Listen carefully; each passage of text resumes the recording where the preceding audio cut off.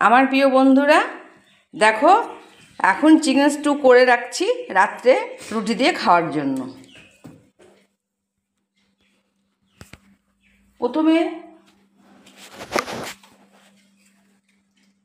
প্রথমে এটা ফোড়ন দিলাম, তেজপাতা, দারচিনি, শুকনো লঙ্কা ফোড়ন দিলাম।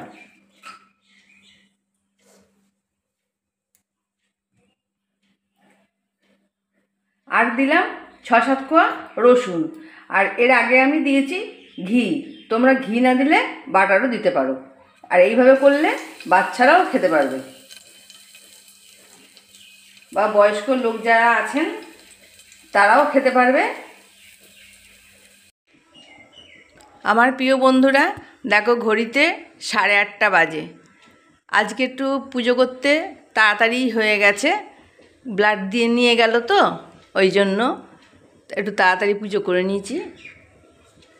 ভাত বসিয়েছি, এখানে ভাত ফুটেই গেছে। আর পেঁপে আলু দিয়ে মাছের ডালনা করব। এখানে মশলাটা বেটে রেখেছি, চা বসিয়েছি। আর এখানে কুমড়ো আর ডিম সেদ্ধ দেব একসাথে। এই আমার রান্না। আবার আসি, আবার যদি কিছু করি তখন আবার তোমাদের সঙ্গে শেয়ার করব।